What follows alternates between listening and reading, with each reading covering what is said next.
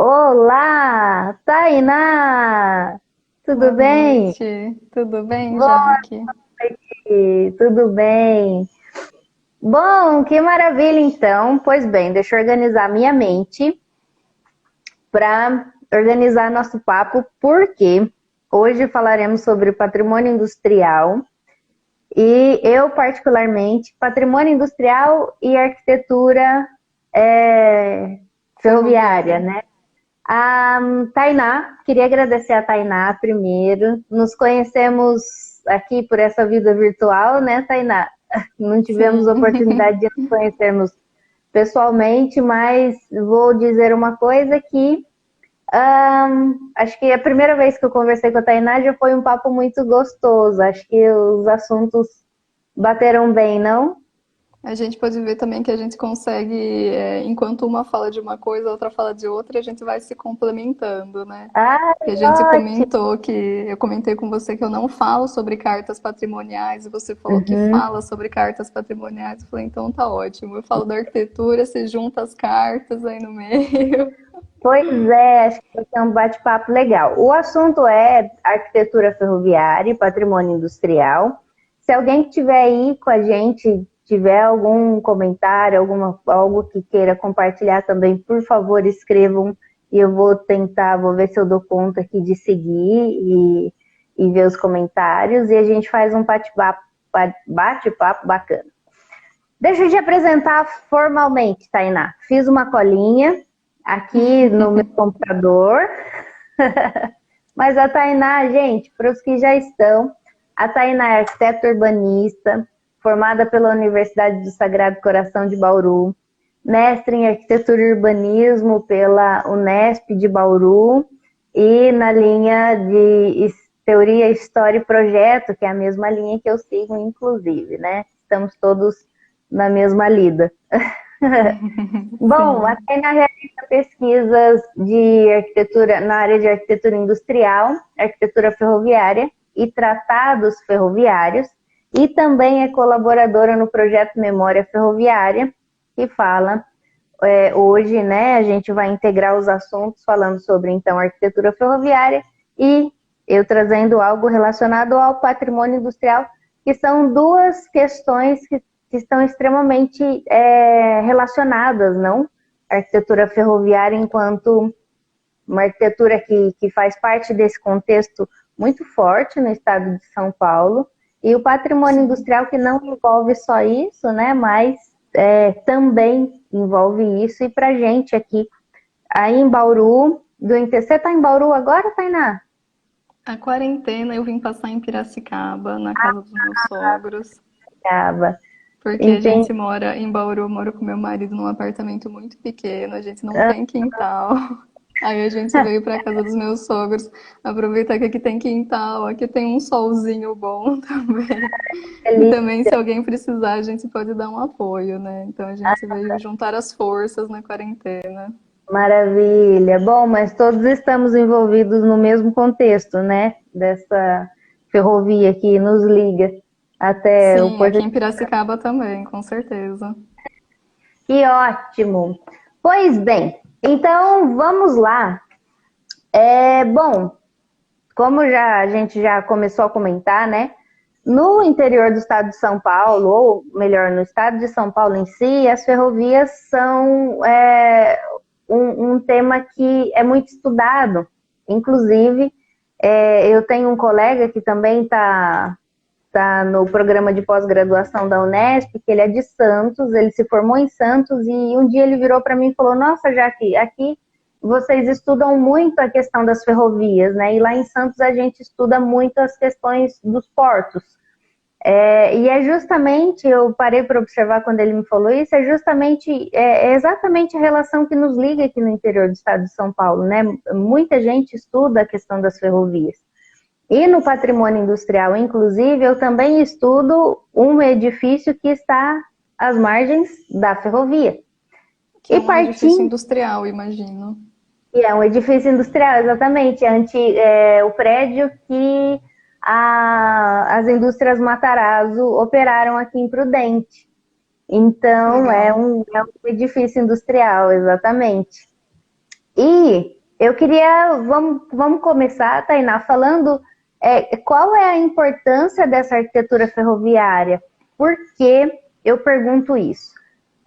Na faculdade eu tive pouco contato na questão de patrimônio, pouco contato com a questão do patrimônio industrial propriamente dito. Então eu fui conhecer o patrimônio, a questão relacionada ao patrimônio industrial, quando eu fui fazer o trabalho de conclusão de curso, que daí eu fui conhecer quais são as questões que são relevantes para esse tema, né?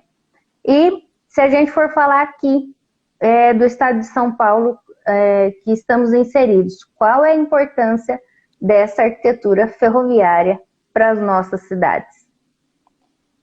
Acho que é importante a gente comentar também, antes de entrar nessa questão da importância da arquitetura ferroviária, falar sobre essa consonância entre a arquitetura ferroviária e a arquitetura industrial, que muitas vezes ela é Ótimo. bastante confundida, né? Hoje a gente considera a arquitetura ferroviária incluída na arquitetura industrial. Isso porque as ferrovias elas contribuíram bastante, né, para o processo de industrialização do estado. E eu vou falar só sobre o estado de São Paulo, mas justamente porque o conhecimento que eu tenho é sobre o estado de São Paulo, mas subentende-se que ela tenha tido o mesmo efeito ou efeito parecido em outros locais, tanto do Brasil quanto do mundo. Então, a arquitetura ferroviária ela é considerada arquitetura industrial porque ela viabilizou o processo de industrialização e também dentro das oficinas ferroviárias aconteciam atividades industriais, né? Atividades de metalurgia, de montagem e remontagem de carros. Então, um edifício específico das ferrovias ele exercia atividade industrial e as ferrovias como um todo eram um sistema que viabilizava o processo de industrialização, né? Por isso que a gente comenta que a arquitetura ferroviária é muito próxima da arquitetura industrial. E quando a gente fala do século XIX, que é quando surgem as ferrovias aqui no estado de São Paulo, quando começa o processo de industrialização, a gente não consegue dissociar esses dois temas. A ferrovia e a indústria, elas vivem uma relação praticamente simbiótica aqui no início do estado de São Paulo.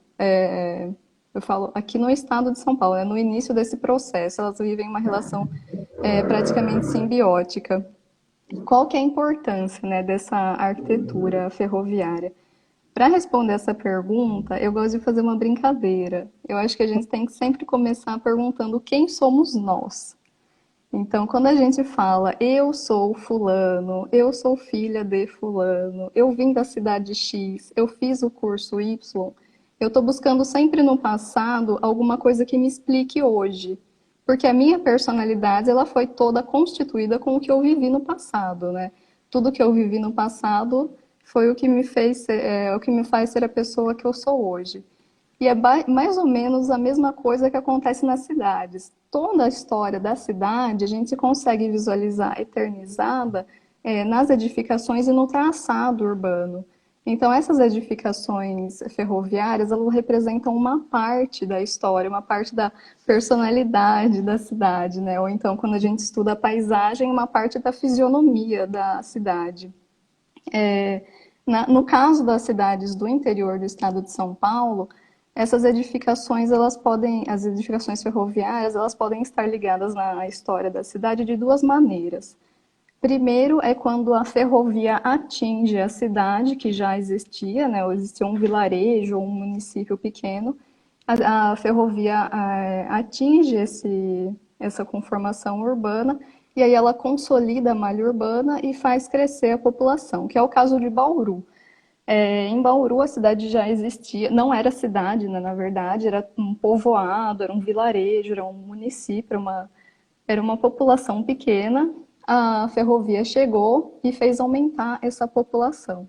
E quando a estação foi implantada, a principal estação, que é na frente na primeira quadra ali do calçadão, quando essa estação é implantada ali, ela consolida toda a malha urbana ali do centro de Bauru e consolida inclusive o bairro residencial que fica no lado de trás da estação, né, que é o bairro que foi feito para os ferroviários. É um bairro que atende a oficina ferroviária ali de Bauru. Outra forma que essas estações ferroviárias e toda a malha ferroviária participa da história das cidades é quando a própria ferrovia faz nascer uma cidade, que é o caso, por exemplo, de Araçatuba, né, que está aí pertinho de Presidente Prudente. Uhum. A cidade de Araçatuba não existia quando a estrada de ferro noroeste, né, ela que atingiu Mato Grosso, ela passa pelo espaço que hoje é Araçatuba, e ali na cidade de Araçatuba eles fizeram um alojamento para os funcionários e a partir disso é que nasceu a cidade. A partir disso é que consolida o espaço urbano e vem a população. Então, quando a gente fala dessa arquitetura ferroviária, a gente está sempre falando da história da cidade, não é inegável. Não tem como falar que essa edificação ferroviária ela não representa nada, ela representa uma parte da história, assim como todas as outras edificações da cidade, né? Então, a importância dela é sempre ligada, aqui no estado de São Paulo, e principalmente das cidades do interior, ela está sempre ligada ou à consolidação da malha urbana, o fortalecimento, o crescimento da cidade, ou então ao próprio surgimento da cidade. Essa que é a importância dela. Pois é engraçado, né? Não engraçado, é curioso, porque aqui em Prudente, por exemplo, não sei se a maioria dos que estão acompanhando a gente são aqui de Prudente, mas contextualizando, a nossa cidade foi fundada pelo Coronel Goulart, Francisco de Paula Goulart, e em 2000, ele veio para cá em 2000, em 1917, em 1919 veio o Coronel Marcondes, que os dois foram os que fizeram, né, que formaram esses núcleos urbanos. E aqui em Prudente, o Coronel Goulart, ele foi muito esperto, eu fico imaginando, porque a ferrovia estava caminhando na direção de Prudente e ele veio e localizou a cidade onde a estação ferroviária seria construída. Então, ele conversou com o engenheiro da ferrovia, né, no caso, e perguntou para ele onde a estação vai ser construída. Ele indicou, fez as marcações e, a partir dali, o Coronel Goulart iniciou a cidade. Então, quando a estação ferroviária foi inaugurada, que foi em 1919, a cidade de Prudente já existia. Mas ela veio porque a ferrovia, o Coronel Goulart iniciou a cidade porque a ferrovia estaria passando por aqui. Então é muito íntima, exatamente, então é muito íntima essa relação entre malha ferroviária, entre estação ferroviária, entre arquitetura ferroviária e a cidade de Prudente, né? E quando a gente fala de patrimônio industrial, por exemplo, aqui em Prudente é uma coisa que é pouco valorizada no sentido de que a maioria das pessoas entendem que os edifícios que são de maior valor é o Matarazzo, que é uma grande edificação que é reconhecida pela sociedade enquanto memória, enquanto identidade, o IBC e a estação ferroviária. São as três principais edificações que são lembradas, né, pela população de Prudente. E a cidade, a história da cidade está extremamente atrelada a esse contexto, e a arquitetura ferroviária não se resume a isso necessariamente, né? E, inclusive, atrelando ao patrimônio industrial, ele também não se resume somente a edificações. Inclusive, fiz uma nota aqui, que o patrimônio industrial tem uma carta que é só relacionada a patrimônio industrial. Ela foi lançada, né, não sei se essa é a melhor palavra, mas em 2003, pela Comissão Internacional, fiz uma colinha aqui na frente também, ó. Pela Comissão Internacional para a Conservação do Patrimônio Industrial, e é chamada de Carta de Nizhny Tagil sobre o patrimônio industrial. E olha só o que essa carta diz relacionada a esse contexto. Patrimônio industrial compreende os vestígios da cultura industrial, tecnológico, social, arquitetônico, científico, e olha só o que engloba: edifícios e maquinária, oficinas, fábricas, minas, armazéns, centro de produção e transmissão, meios de transporte, e o que eu acho mais lindo é que fala assim, habitações, locais de culto, atividades sociais e a maneira com que essas pessoas se comportavam nesse lugar, né? Quais eram as atividades associadas a esse lugar. É sobre a arquitetura ferroviária, né? Quando a gente fala em patrimônio e nesse contexto ferroviário, geralmente, como eu disse, a gente acha que é uma coisa pequena. Mas qual é a abrangência desse tema, Tainá? Como você vê essa questão? O quão abrangente é essa discussão? Eu adoro essa pergunta, Jaque, porque não tem erro. A maioria das pessoas que não tem aproximação com o tema da ferrovia, quando a gente fala de arquitetura ferroviária, a primeira coisa que elas falam é sobre estação. Não Uhum. tem jeito. Todo mundo acha, e isso está no imaginário praticamente. Todo mundo acha que a arquitetura ferroviária é estação ferroviária e se resume àquilo. É, Meu Tem dois cachorro. motivos. Eu imagino que tenha dois motivos que possa explicar, né? Por que as pessoas fazem essa associação com a estação e com mais nenhuma outra edificação? O primeiro deles remonta à ruptura entre engenharia e arquitetura no ensino. Isso acontece na França, no século XVIII, XIX, quando eles criam a escola politécnica e logo depois eles reabrem a escola de belas artes. A escola politécnica ela ficou responsável por formar engenheiros e os engenheiros estariam, então, por sua vez, responsáveis pela parte funcional da edificação. E a Escola de Belas Artes, ela ficou responsável por formar arquitetos e os arquitetos estariam responsáveis pela parte estética da edificação. Quando a gente traz essa ruptura do ensino para o tema da ferrovia, a gente consegue identificar que quem muito mais trabalha nas ferrovias são os engenheiros e não os arquitetos. Os arquitetos eles são chamados geralmente para projetar justamente as estações, porque as estações elas precisam ser suntuosas, né? Elas precisam encher o olho de quem está chegando ali na cidade. Elas são a porta de entrada da cidade. Então, os arquitetos eles eram chamados para projetar as estações, deixar embelezá-las e tudo mais. Esse é um dos motivos pelos quais a gente sempre associa a arquitetura ferroviária com estação ferroviária. O outro motivo é o fato da estação ferroviária ser a edificação que todo mundo tem acesso, né? As outras edificações que compõem o sistema ferroviário, elas eram voltadas para os funcionários. Então, é muito difícil a gente ver a grande parte da população que tenha tido uma interação com as outras edificações que não tenha sido a estação ferroviária. É por isso que todo mundo acha que a estação é a mais importante, o que não é verdade, né? Você comentou sobre a carta de Nizam Tahrir, e eu vou falar agora baseado tanto nessa carta, que eu já li ela uma vez eu li, eu li essa carta, e eu acho que é uma forma assim, bastante prática da gente conseguir identificar a abrangência da arquitetura ferroviária. Eu acho que a gente pode dividir em 4 grandes grupos a abrangência da arquitetura ferroviária. O primeiro seria para a gente englobar as edificações que abrigaram a atividade ferroviária. Então, a estação, que abrigou o passageiro, a oficina, que fazia a manutenção, o depósito, que servia às vezes como garagem, a rotunda, que também era uma grande garagem.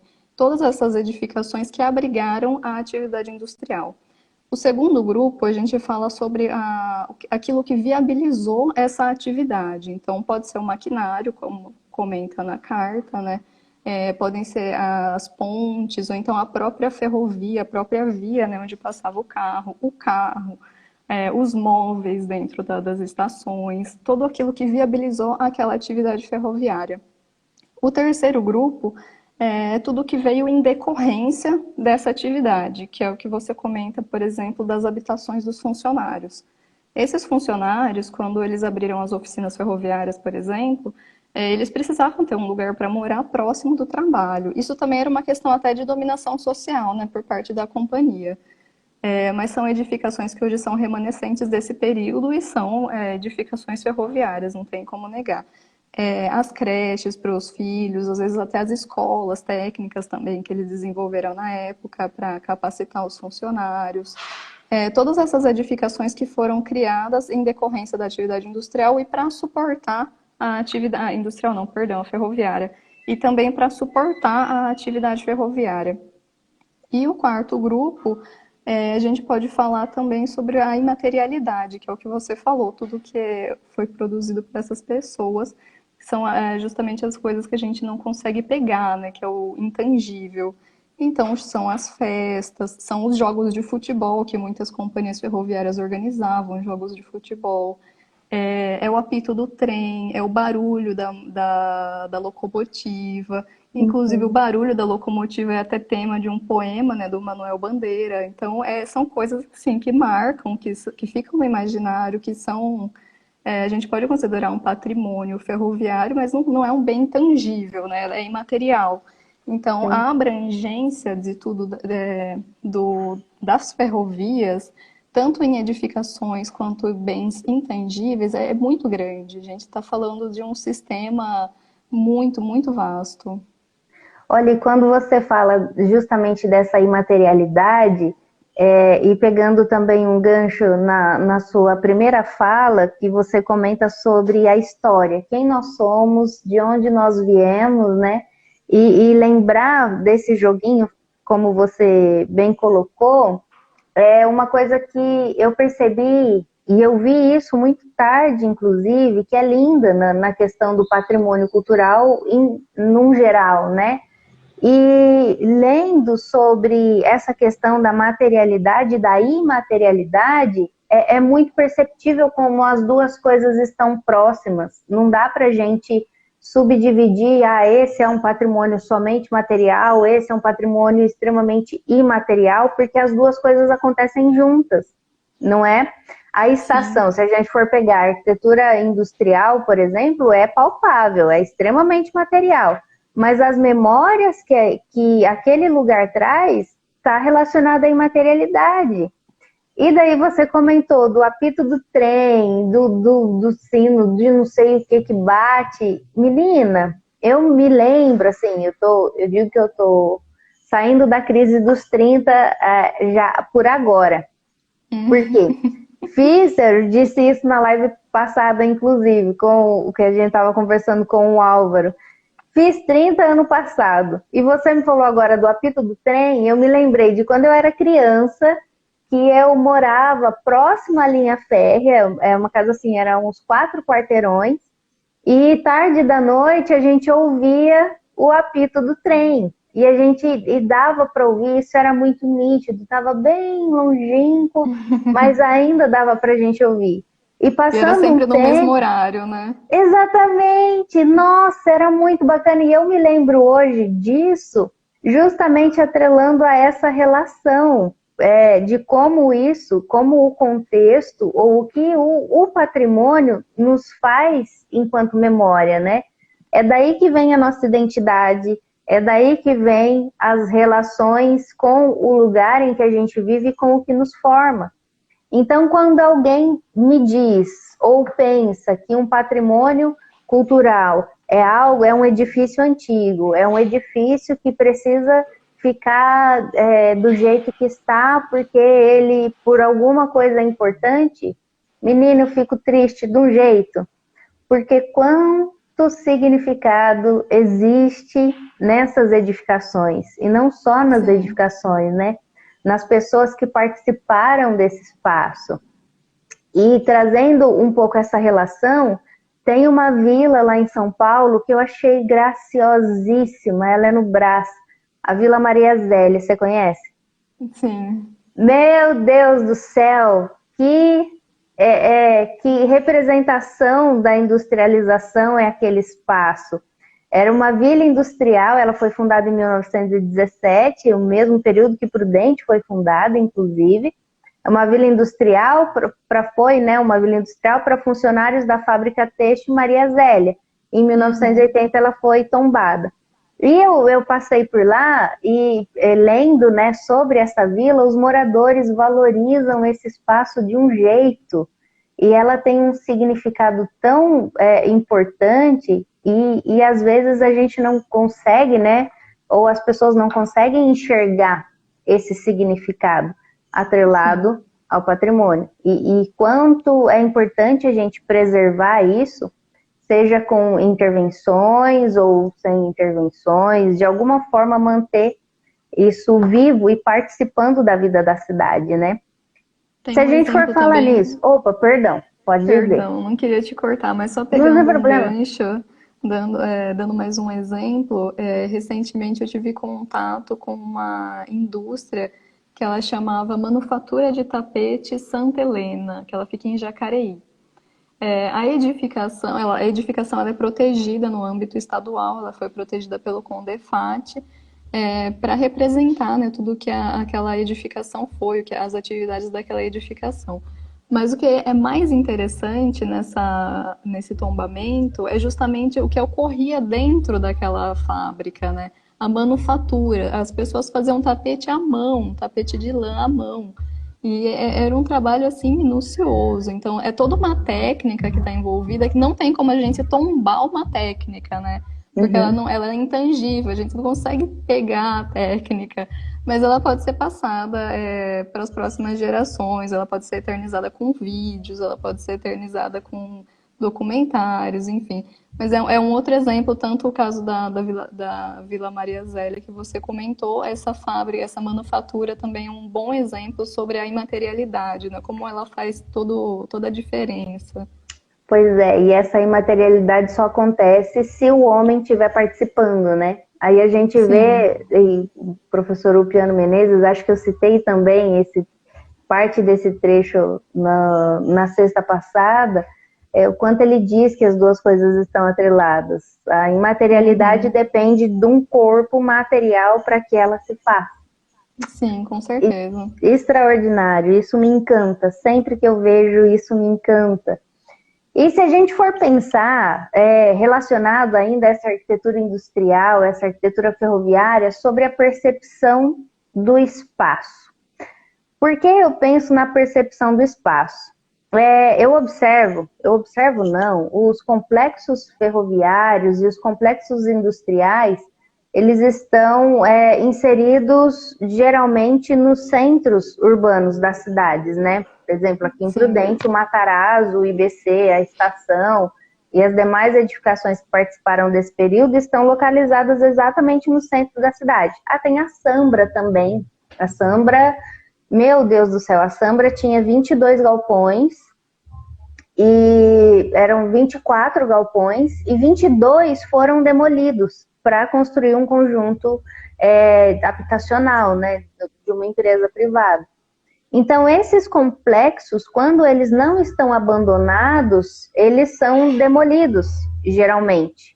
E se a gente for observar, há pouco tempo, o IBC aqui em Prudente é um grande armazém lindo, ele ficou sem uso e ficou de forma assim, extremamente degradado até 2015, quando a prefeitura interviu no espaço. E só depois que a prefeitura fez essa reforma é que as pessoas começaram a valorizar o prédio. Então, Uhum. assim, no seu olhar, como você vê essa materialidade e a percepção desse espaço? Se a gente for considerar que geralmente é um espaço que está em desuso, que está extremamente degradado e que as pessoas não se afeiçoam a esse lugar justamente pela maneira com que ele se coloca, né? Como que você observa a percepção dessas edificações inseridas no centro da cidade? Bom, eu acho que primeiro de tudo a percepção ela é uma coisa totalmente particular. Ela é talvez até inconsciente. A primeira percepção que a gente tem ela é inconsciente, é inevitável. Não tem como a gente não ter opinião sobre alguma coisa. E quando a gente traz essa questão para as edificações, a gente não consegue compreender como que aquela pessoa se sente 100% em relação àquela edificação. Mas as atitudes que ela tem, quando ela interage com a edificação, a gente consegue ter uma ideia sobre como ela se sente em relação àquele espaço, ou espaço construído ou espaço vazio. Eu falo isso porque dentro do centro, né, no centro urbano, não tem um só espaço que ainda não foi apropriado, um só espaço que não foi percebido. Até quando a gente tem um espaço vazio, um terreno baldio, e o pessoal começa a jogar lixo de forma irregular, esse espaço ele está sendo apropriado, ele está sendo percebido como uma área para jogar lixo. Por mais que isso não seja correto, é assim que ele tem sido percebido. No caso das estações ferroviárias, quando elas estão em área central, geralmente elas estão abandonadas. Não só em área central, né? Até quando é em área mais afastada, elas estão sempre degradadas, estão sempre abandonadas, estão sempre contando com um pouco de boa vontade do sistema público, do governo municipal, estadual, federal, enfim. E quando você fala dessa degradação, eu acho que é interessante a gente lembrar também daquela teoria da janela quebrada, se eu não me engano. Hum, Fizeram um experimento, colocaram um carro na rua, quebraram um vidro dele e em pouco tempo ele já estava totalmente degradado. As pessoas passavam e quebravam mais alguma parte dele, ou roubavam uma parte dele. É a mesma coisa nas estações, né? Se a gente está vendo uma edificação que ela não está conservada, dificilmente alguém vai lá tomar uma boa atitude e conservar aquela edificação. Justamente porque a gente é como se fosse um efeito de manada, né? A gente vê que aquela edificação já está degradada e a gente não consegue criar um vínculo com ela.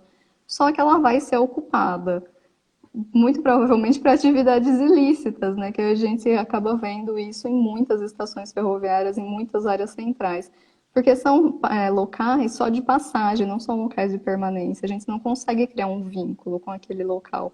E o fato deles estarem sendo degradados piora bastante, né? A gente não consegue permanecer de uma maneira saudável nesse espaço. Então, como eles vêm sendo percebidos, ou então como eles vêm sendo tratados pela população, é uma coisa que precisa ser discutida com o poder público, com o poder privado, com a população. Todo mundo tem que entrar num consenso sobre o que fazer com aquela área. Ou ela vai continuar sendo degradada, né? Vai se deteriorando aos poucos. aham. E você comenta sobre os usos lícitos, né? Que geralmente essas áreas recebem como as pessoas utilizam. Eu tive uma aula com um professor uma vez e foi uma aula muito instigante. E ele comentava que esses usos também são usos. E são São usos usos. também proporcionados pela cidade. Então, a edificação está sendo percebida de alguma maneira, assim como você comenta sobre o lixo, um terreno que as pessoas jogam o lixo ou distribuem ali de alguma forma. Talvez a maneira com que essa edificação se coloque, com que ela seja percebida, diz o valor que ela tem para quem está ali envolvida nesse contexto, né? E eu observo essa questão de degradação e do espaço que é subjulgado, e principalmente as questões relacionadas a esse patrimônio industrial, se a gente for dizer, vendo um exemplo aqui em Prudente.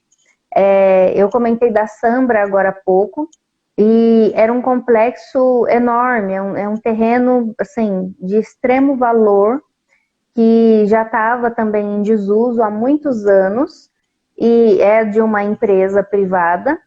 Eles venderam esse lote, essa é uma área enorme que tem aqui numa área muito privilegiada de Prudente, e como eu comentei, 22 dos galpões foram demolidos, e se construiu então várias torres de prédios acho que, não sei se são 8 pavimentos cada um, mas assim, tem 2 condomínios enormes. E só se manteve a termoelétrica, a chaminé da antiga Sambra e mais uma edificação em anexo. Então tem 3 edificações numa pontinha do lote que a empresa não demoliu, porque a prefeitura entrou com um tombamento compulsório e daí conseguiu salvaguardar esse lugar. Mas o que eu acho engraçado é que o muro do condomínio passa a 30 centímetros de uma das edificações. Então, e o contexto e a área que envolve, né, essas edificações? Ele está muito próximo. Isso até a nossa percepção não contempla a edificação como ela era anteriormente. Mas por que eu digo isso? Hoje, e eu vi um vídeo que está no YouTube que fala sobre o Sesc Pompeia e a forma com que a Lina trabalhou no Sesc, né? E, se eu não me engano, a professora Manuela Ruffinoni fala sobre essas edificações industriais que tem uma área enorme, uma área que é extremamente valorizada, mas que as pessoas não veem utilidade. Então, por exemplo, no vídeo eles comentavam, mas essas edificações poderiam ser utilizadas talvez para habitação de interesse social, ou para abrigar uma escola, ou coisas nesse sentido, né? E é justamente o que eu vejo hoje aqui onde era a Sambra. Eram, né, 22 galpões, que poderiam muito bem abrigar uma faculdade, ou, não sei, uma escola de período integral que atendesse desde de crianças do ensino fundamental até o ensino médio, talvez. Enfim, inúmeras utilidades se teria para o espaço se ele fosse reconhecido pela sociedade como parte da história da cidade, né? E se a gente for falar da importância das intervenções que valorizam a edificação e da importância desses edifícios serem reutilizados, de que forma você observa essa questão, essas grandes edificações que ocupam uma área considerável dos centros urbanos, como esses edifícios poderiam tornar a vida na contemporaneidade? Recentemente eu estive em Avaré, uma cidadezinha que fica perto de Botucatu. E a Avaré vai caber o exemplo tanto para a pergunta que a gente acabou de sair, para essa que a gente está acabando de entrar. Lá em Avaré, quando eu fui boa pesquisadora que sou, arrastei todo mundo para ir ver a estação comigo. E quando a gente chegou lá, a gente ficou em choque, porque a edificação ela devia ter, em cada fachada, tinha umas 10 janelinhas, e cada janelinha, pelo que a gente entendeu olhando de fora, tinha virado uma habitação. E ela estava, evidentemente, ocupada de maneira irregular, mas ela tinha toda uma organização, porque do lado de fora das janelas tinha o número das habitações, então correspondiam a edificações, a habitações ali separadas dentro de um mesmo edifício.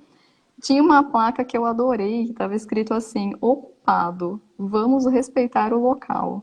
Eu achei isso sensacional, porque era uma edificação que estava vazia, a prefeitura não fazia nada com aquilo, não sei qual que é a situação jurídica do espaço, mas depois eu fiquei sabendo que tinha todo um imbróglio jurídico ali. O pessoal precisava habitar, precisava de um teto, e eles resolveram ocupar aquela edificação que estava vazia. Então, isso diz sobre a ocupação, sobre como a pessoa percebe aquele espaço, e sobre como a gente poderia reutilizar esse espaço para os usos contemporâneos.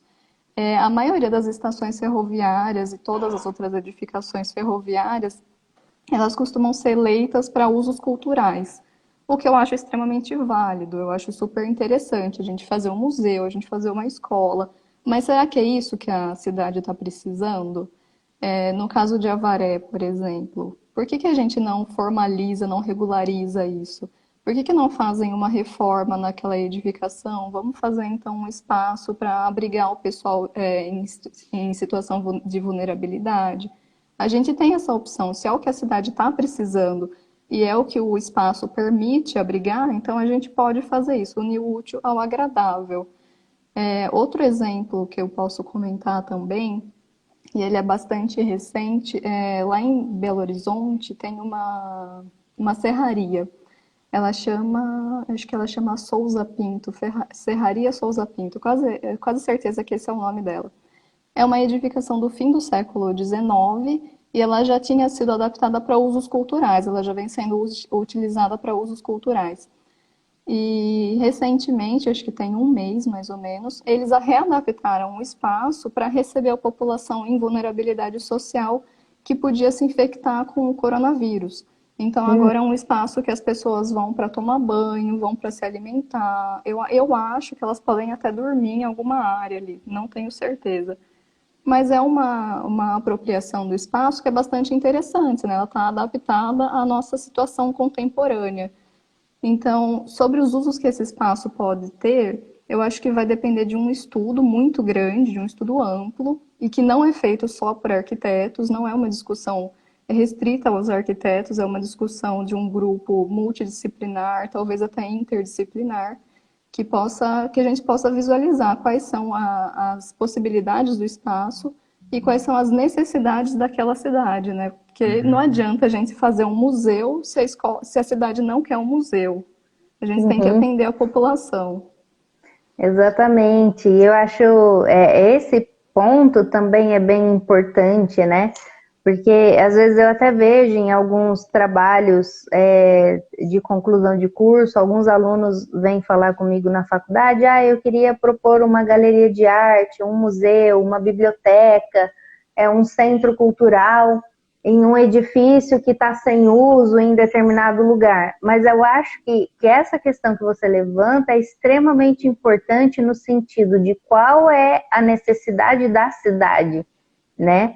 Os edifícios que estão relacionados a importâncias, a significâncias históricas, por exemplo, eles não precisam ser centros culturais, eles não precisam ser bibliotecas ou algo que seja relacionado à cultura para a cidade. Pode ser, sim, uma habitação de interesse social, pode ser, sim, uma edificação que esteja voltada, sei lá, um restaurante daquele de R$ 1, por exemplo, que atende as pessoas que têm necessidade nesse contexto, né?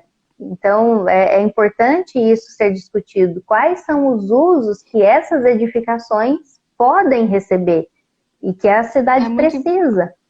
muito importante também que essa edificação cumpra, né, com o papel social dela, porque não adianta a gente fazer um espaço lindo, maravilhoso, mas que é extremamente elitizado e só uma parte da população que vai utilizar, ou então só uma parte da população que vai se ver representada naquilo, né? Então, Sim, isso a gente deixa para os capitalistas fazerem. Eu acho que o poder público ele tem poxa. que cuidar do uso social mesmo, da função social daquela edificação.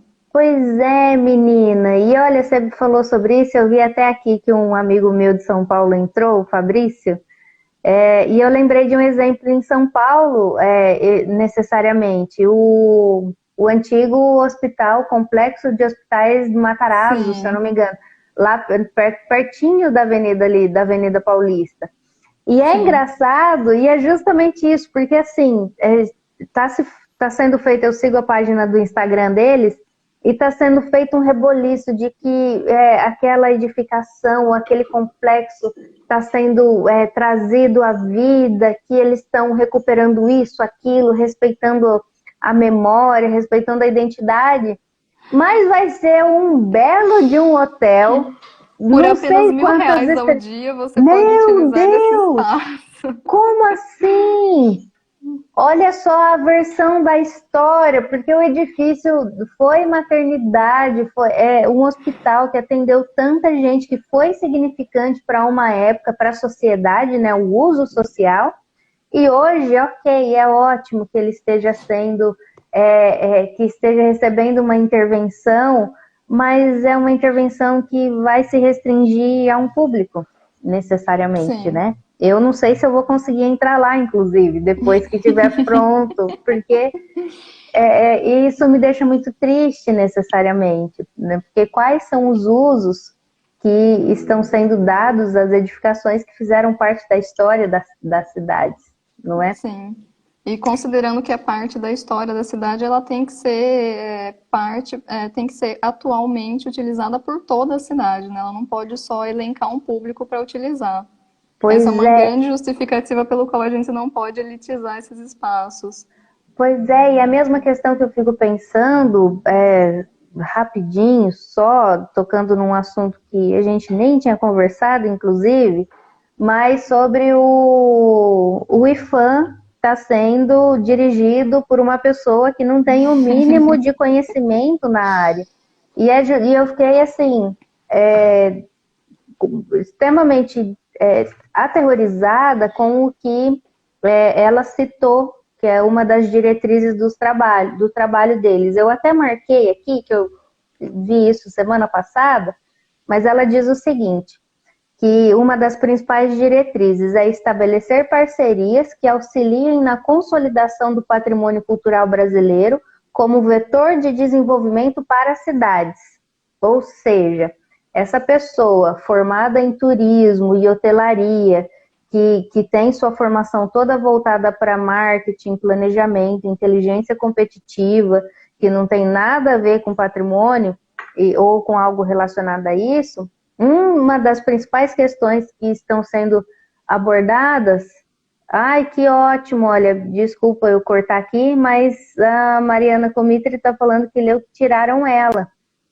Bom, Isso é ótimo, se for, vamos ver né? quem vai entrar no lugar também, né? Meu Deus, que medo, né? Pois é, porque daí a gente tem um patrimônio que está sendo visto simplesmente como uma forma das cidades se desenvolverem economicamente. Então, quem Uhum. são as pessoas que vão utilizar esse lugar? Será que essas edificações que terão esse fim, né, que serão valorizadas pelo turismo, por exemplo, ainda vai ter relação com a cidade em si? Ou É, será e o que, fato da gente, né? perdão, não queria te Não, cortar. não, não, não, por favor.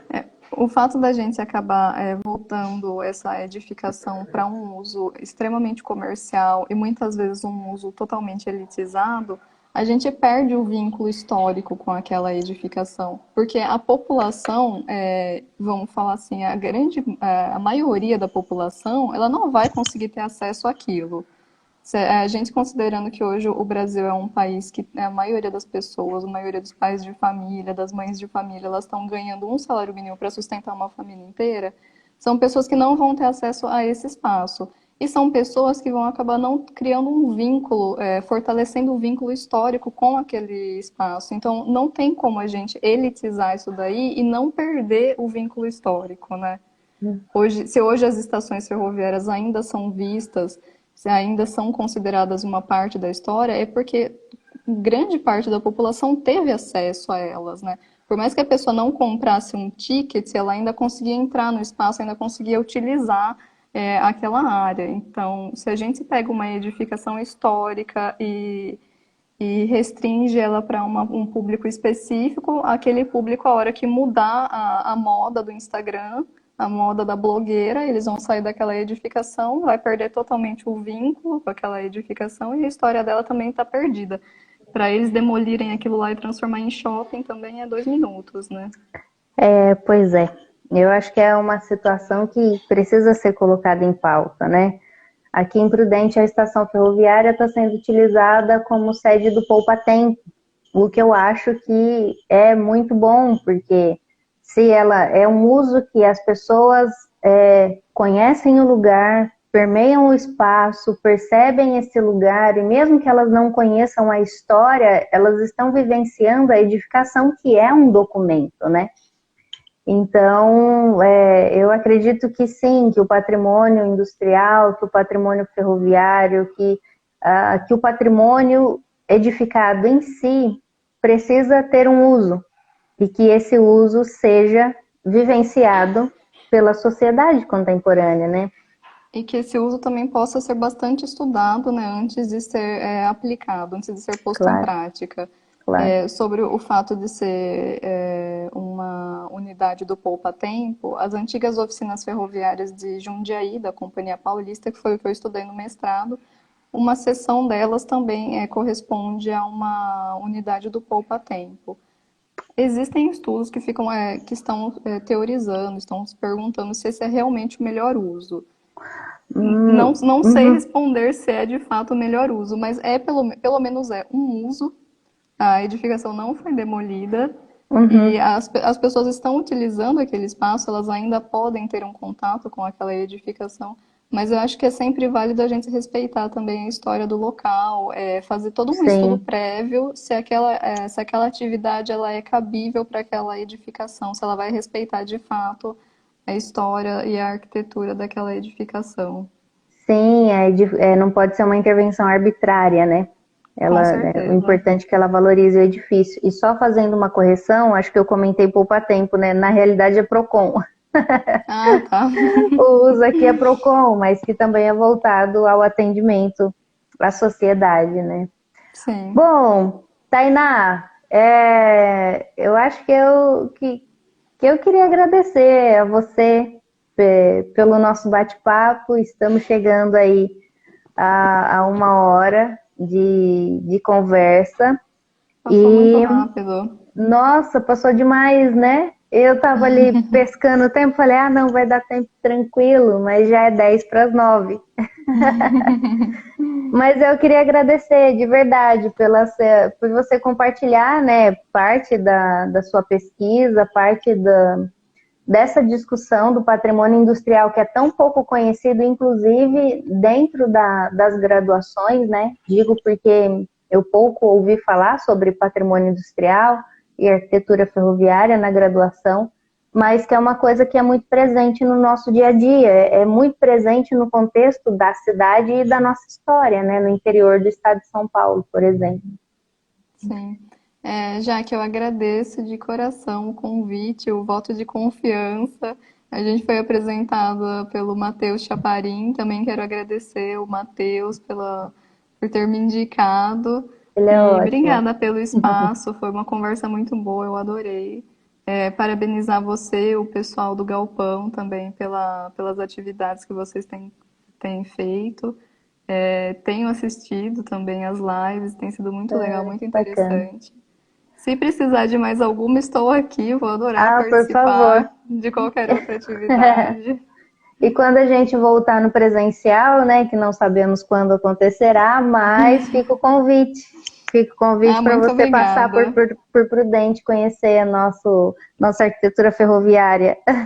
Vou querer passar por lá sim. Obrigada, Jaque. Ai, tá ótimo. Que bacana, Tainá. Obrigada, de verdade. De Eu novo, que né? agradeço. Obrigada a todos que estão aqui. Eu vi que tem alguns comentários. Obrigada, pessoal. Tô vendo aqui Bruno, José, Felipe, a Ju Brito, Isadora, Isa Fortuna. Gente, obrigada, de verdade. Acho que foi um papo muito gostoso. Tainá, sextou. Obrigada, Sextou. Mariana, também.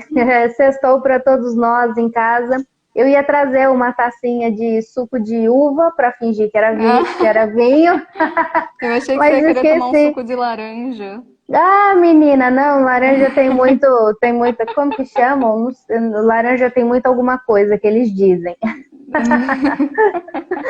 Ai, mas foi muito bom. Obrigada, Tainá. Gente, Eu que agradeço. boa noite a todos.